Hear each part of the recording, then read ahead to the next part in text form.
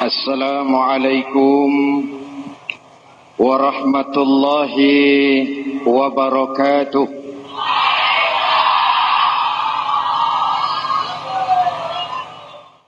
Ada satu pengalaman pribadi.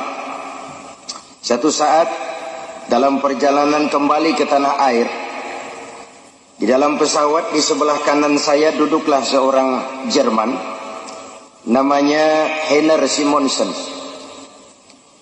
Iseng saya ajak ngobrol, saya ajak kenalan, saya tanya si Jerman ini, "Mas," kata saya, "kalau pesawat yang kita tumpangi ini jatuh ke bawah, kira-kira apa yang akan terjadi ya?" Dia jawab, "Ya kita semua bakal mati." "Oh begitu." "Iya." "Oke, apa sih mati itu menurut Anda?" Dia jawab, "Untuk tahu apa itu mati, kita harus tahu lebih dahulu apa itu hidup."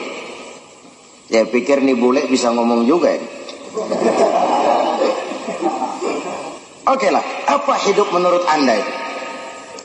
Dia jawab, hidup itu kalau seluruh anggota badan kita bekerja secara normal. Jantung berdetak secara normal, paru-paru memompa darah secara normal, sel-sel tubuh bekerja secara normal, dan organisme tubuh hanya bisa bekerja dengan normal kalau kita memberi makan yang cukup, menu yang teratur, dan gizi yang lengkap. Saya bilang, jadi kesimpulannya apa? Dia jawab seperti umumnya jawaban orang-orang kampung dia, hidup adalah dari tangan ke mulut. Life is from the hand to the mouth. Jadi masalah hidup tidak lebih masalah isi perut. Orang pergi pagi, pulang sore, keras peras keringat, banting tulang, perut yang dibelai. Saya senyum, saya bilang, "You are wrong. Sampean salah, ner." "Sampean orang Islam bukan sih?" "Bukan." "Oh, pantas." "Kristen ya?" "Tadinya." "Loh kok tadinya, lalu apa sekarang sampean ini?" "Sekarang saya netral," dia bilang. "Saya tidak beragama, tapi saya percaya kepada Tuhan sebagai pencipta alam." Saya bilang, "Kenapa kamu bisa netral begitu?" Habis saya bingung, kata dia. Katanya Islam baik, Kristen baik, Hindu Buddha baik, semua agama baik. Saya netral sekali, tidak beragama, tapi saya percaya kepada Tuhan. Saya bilang, "Ner, kamu ini seperti orang mau beli celana lalu bingung.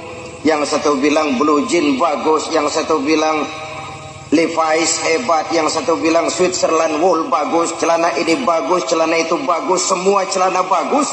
Kamu bingung, akhirnya netral, tidak pakai."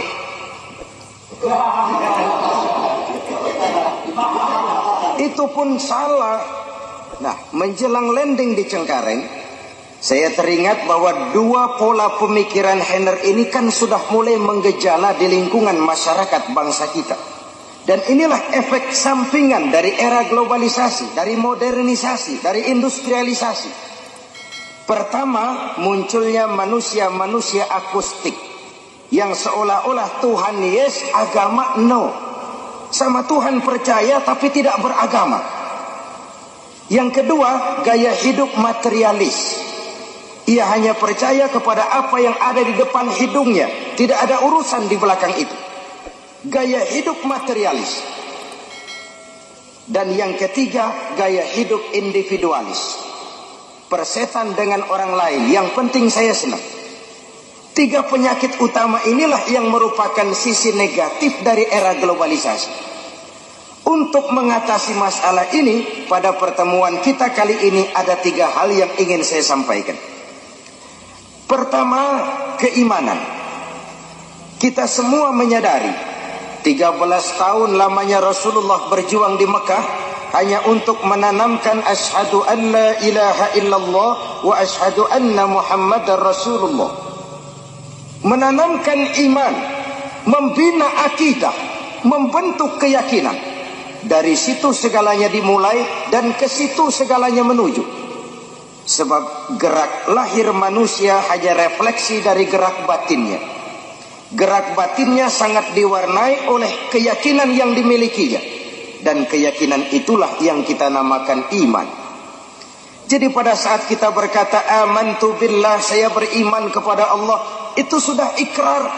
Kalau saya beriman kepada Allah, artinya saya tidak akan menyembah kecuali hanya kepada Allah. Saya tidak akan melarikan persoalan kecuali hanya kepada Allah. Saya tidak akan menggantungkan hidup kecuali hanya kepada Allah. Saya tidak akan minta tolong kecuali hanya kepada Allah. Saya tidak akan pernah takut kecuali hanya kepada Allah. Meresap ke dalam jiwa, membentuk kepribadian dan mewarnai seluruh gerak kehidupan. Dari sini segalanya dimulai dan ke situ segalanya akan menuju. Karena itu di era globalisasi ini biarkan saja zaman berubah, tapi akidah jangan sampai goyah. Silahkan masa berganti, tapi keyakinan jangan sampai mati. Ini intan paling mahal dan ini mutiara paling berharga. Dia harus jadi kondisi dasar dari apapun yang kita lakukan. Dia harus jadi kondisi dasar dari profesi apapun yang kita pegang. Ini yang harus kita jaga baik-baik, bahkan kita wariskan kepada anak-anak kita, generasi yang akan datang. Dengan iman kita ikuti zaman, insya Allah aman. Tapi tanpa iman kita ikuti zaman, insya Allah edan. Bahkan sejak dini iman itu harus diwariskan kepada anak-anak kita. Pantas dalam Islam ada ajaran, seorang suami kalau mau bergaul dengan istrinya harus baca doa. Betul apa tidak? Anak-anak gak usah jawab, ini urusan orang tua ini. Dulu saya tanya-tanya itu, kenapa harus baca doa dulu sih? Kan suasana begitu sangat sibuk toh.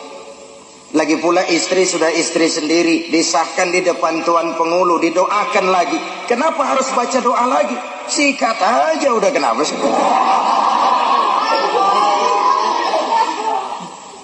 Jawabannya saya temukan dalam Ihya-nya Imam Ghazali, ada satu riwayat. Iblis yang tugasnya menggoda orang kafir, badannya besar, gede. Yang menggoda orang Islam ini iblis kurus, krempeng, kayak morfinis. Tenggeng,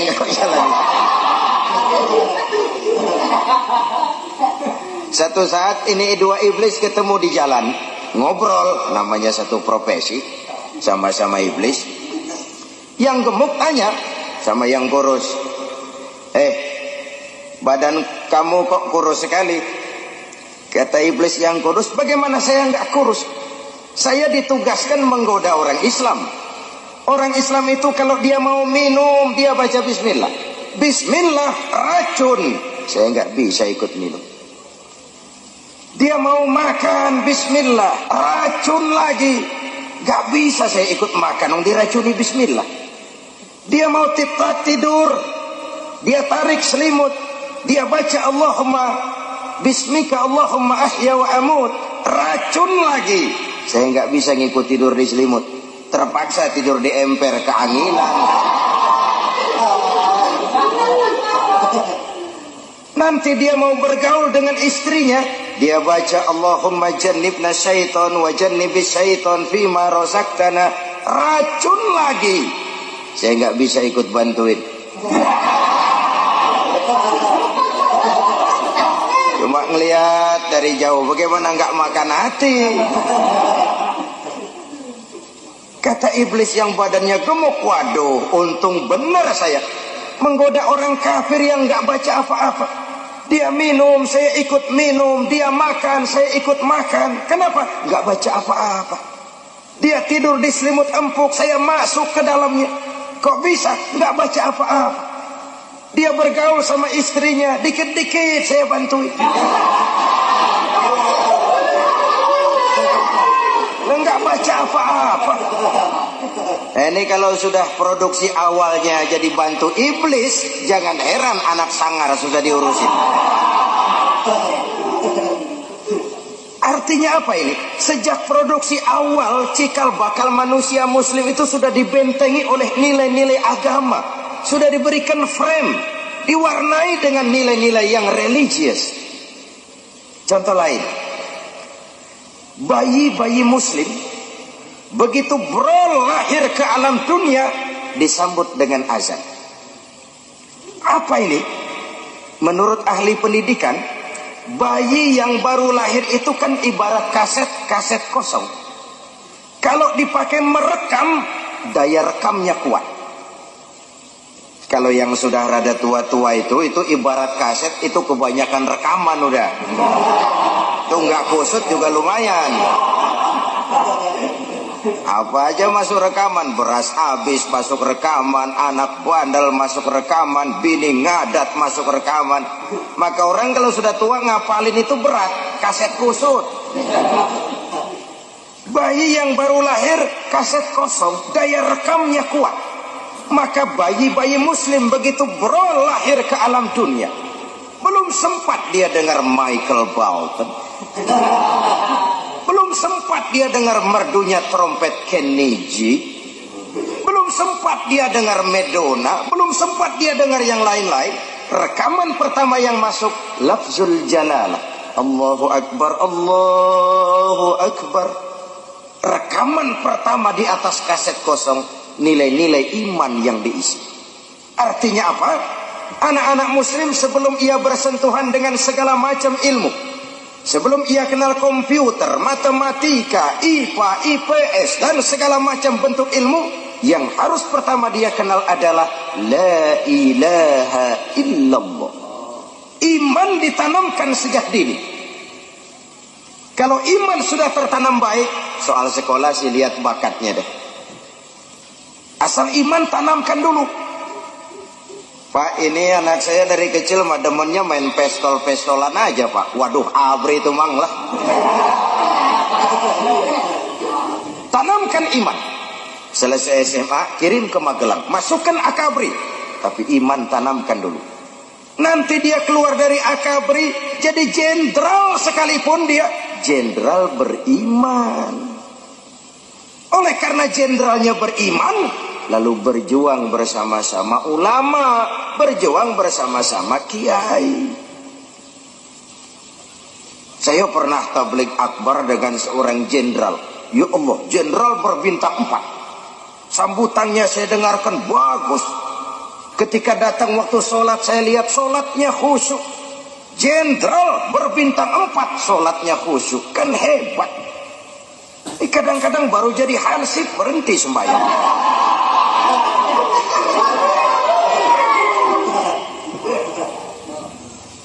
Aduh Pak, anak saya mah dari kecil temennya main obeng, mulu obeng. Montir tuh. Tanamkan iman. Kirim STM. Selesai, masukkan ITB. Anak kita boleh jadi teknokrat beriman. Jadi jenderal beriman. Jadi pejabat beriman. Jadi pengusaha beriman. Jadi maling.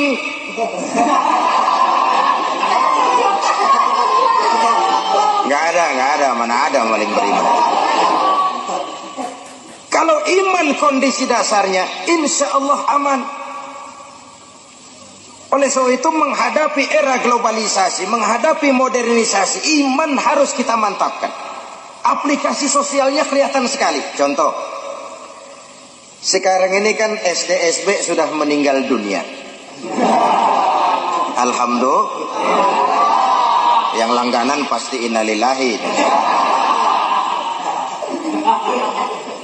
Nah, saya tanya, apa setelah SD-SB ditutup lalu tidak ada perjudian? Jawabannya banyak. Kenapa? Karena soal judi bukan sekedar soal SD-SB, itu soal mental. Kalau mental, iman. Biar SD-SB 17 kali tutup. Kalau mental penjudi, apaan juga bisa dijudiin. Mobil lewat dijudiin, motor lewat ditaruhin, sepeda motor, sepak bola aja ditaruhan. Mental. Sementara pada sisi lain kita lihat, orang itu kalau nggak benar mendingan goblok daripada pintar.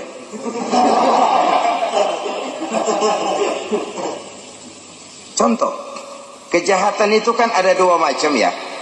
Ada kejahatan kerah putih, kadang-kadang pakai dasi, bahasa kerennya white collar crime, kejahatan kerah putih. Ada kejahatan kerah dekil, kerah kotor, kerah kumuh. Bedanya apa? Bedanya dampaknya.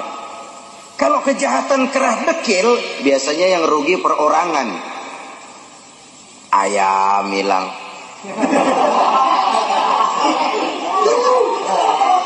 jemuran ditilep, sandal di masjid out. Itu kejahatan kerah dekil, yang rugi perorangan. Tapi kejahatan kerah putih kadang-kadang pakai dasi. Bukan cuma perorangan yang rugi, negara dibobol. Dampak kejahatannya jauh lebih luas daripada kejahatan kerah dekil. Makanya orang kalau kagak bener mendingan goblok daripada pintar. Kejahatan orang pintar itu jauh lebih bahaya daripada kejahatannya orang bodoh. Itulah sebabnya harus dilandasi dengan semangat keimanan. Intan paling mahal, mutiara paling berharga, tidak lain adalah iman. Dari situ segalanya dimulai dan ke situ segalanya akan menuju. Biarkan zaman berubah, asal akidah jangan goyah. Silahkan masa berganti, asal keyakinan jangan sampai mati. Saudara-saudara kaum muslimin rahimakumullah, Allah subhanahu wa ta'ala dalam surah Al-A'raf ayat 7 menjelaskan, walau anna ahlal qura amanu wattaqau lafatahna alaihim barakatim minas sama'i wal ard. Kalau saja penduduk negeri ini mau beriman dan bertakwa kepada Allah, tidak kepalang tanggung, Allah bukakan keberkahan dari langit, Allah bukakan keberkahan di permukaan bumi. Kalau saja mereka beriman, kalau saja mereka bertakwa, iman yang kemudian dibuktikan dengan takwa. Ini dua hal yang tidak terpisahkan. Bukan sekedar percaya kepada Tuhan tapi menolak konsep agama, bukan. Beriman yang kemudian dibuktikan dengan ketakwaan.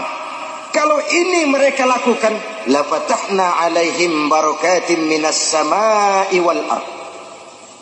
Akan kami buka pintu keberkahan, baik dari langit maupun dari bumi.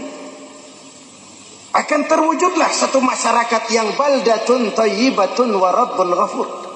Satu masyarakat yang adil, yang makmur, namun tetap di bawah naungan ridha dari Allah subhanahu wa ta'ala. Konsepnya dua tadi, iman dan takwa. Takwa dan iman. Sebab kata Nabi, al-imanu uryanun, iman itu telanjang. Walibasuhu taqwa wa samratuhul haya. Pakaian dari iman adalah takwa. Sementara itu buah daripada iman adalah rasa malu. Dengan semangat keimanan ini, maka manusia menyadari benar tentang hakikat dari mana dia datang, di mana dia sekarang, dan kemana kelak dia akan pulang. Ini artinya dia cari harta, tapi tidak menyebabkan dia terjebak ke dalam gaya materialis. Dia menjaga nilai-nilai kehambaannya di hadapan Allah. Dalam kondisi apapun dia tetap sebagai hamba Allah. Ini hal yang pertama. Iman jaga baik-baik, wariskan kepada anak-anak kita. Kalau iman sudah menjadi kondisi dasar, insya Allah aman. Masalah yang kedua adalah kebersamaan. Globalisasi melahirkan gaya hidup individualis. Padahal Islam telah menyelamatkan manusia dari ras diskriminasi. Dari manapun orang datang, apapun warna kulitnya, dari suku apapun ia dilahirkan, kalau akidahnya sama, itu saudara kita. Hadirin mungkin pernah dengar ada seorang penyanyi terkenal sebelum zamannya Michael Jackson, namanya Cat Stevens. Beberapa tahun lalu dia masuk Islam, Cat Stevens ini, lalu ganti nama Yusuf Islam. Setelah ganti nama, dia keluarkan dana dari tabungan pribadinya, hasil dia nyanyi dan rekaman selama ini, sekitar 2 juta dolar. Dia dirikan Islamic Cultural Center di London. Dari situ dia dakwah ke seluruh daratan Eropa. Satu saat ketika dia berada di Jepang, dia dikerumuni oleh wartawan-wartawan Jepang. Ditanya Stephen ini oleh wartawan-wartawan Jepang. Bahasa Jepangnya begini. Stephen, kunaon?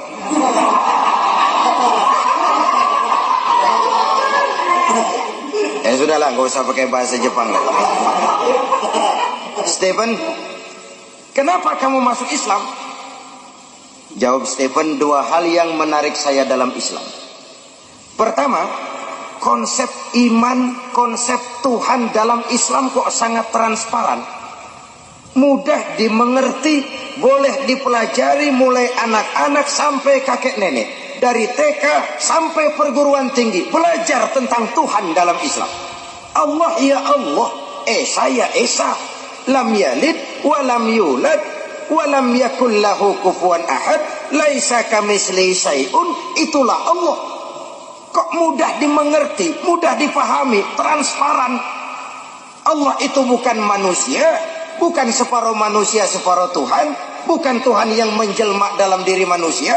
Itu mah ruwet, jelimet, mumet.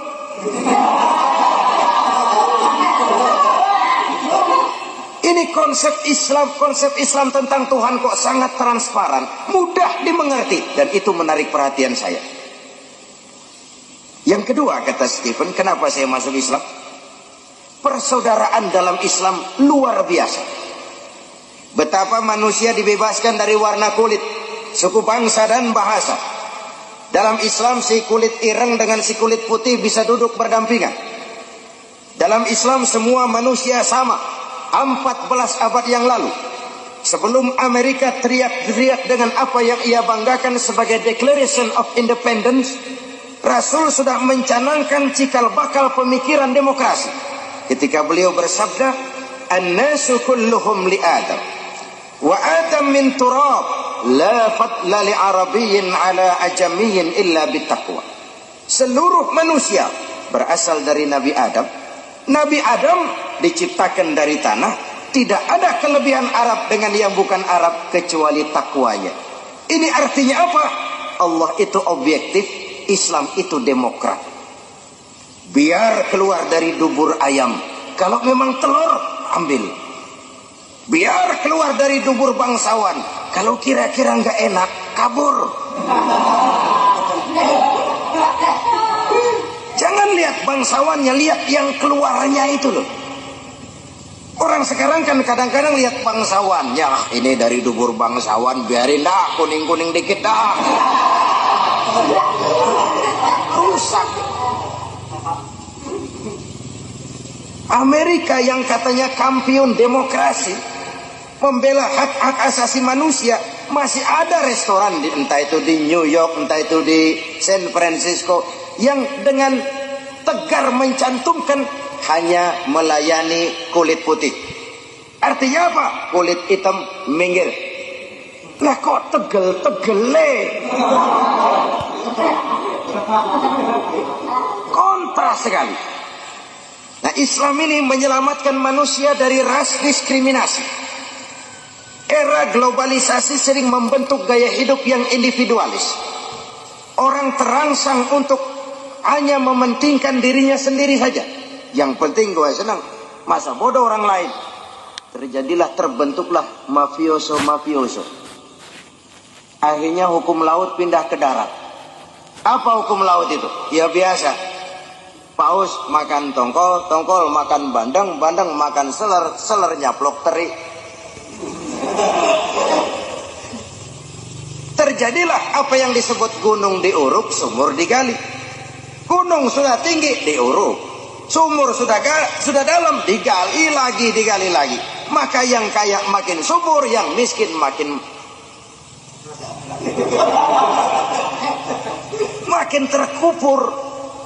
terpuruk ke bawah. Saudara-saudara kaum muslimin rahimakumullah, oleh karena Islam telah menyelamatkan manusia dari ras diskriminasi, oleh karena globalisasi sering melahirkan sikap individualistis, di mana kepedulian sosial, kepekaan sosial, sikap gotong royong, suka menolong yang memerlukan pertolongan sudah mulai tipis di tengah masyarakat kita. Perlu ditumbuh kembangkan, disadarkan kembali semangat kebersamaan ini. Saya adalah saudara dan saudara adalah saya. Ikatan akidah lebih kuat daripada ikatan darah. Dari manapun orang datang, apapun warna kulitnya, dari suku apapun ia dilahirkan, kalau akidahnya sama, itu kan saudara kita. Maka orang cinta sama kiai itu bagus. Fanatik sama kiai nanti dulu. Cinta kepada suku boleh, fanatik kepada suku salah. Dalam kebenaran kita harus objektif. Dan persaudaraan yang objektif, persaudaraan yang berlandaskan akidah. Kalau saya temani saudara cuma karena saudara kaya, percayalah kalau nanti saudara jatuh miskin, saya akan lari dari saudara. Kalau saya temani saudara cuma karena saudara berkedudukan tinggi, satu saat saudara jatuh pensiun, akan selesai persaudaraan sampai di situ. Tapi kalau karena akidah, kalau karena iman, itulah persaudaraan abadi sejak dari dunia sampai ke akhirat nanti.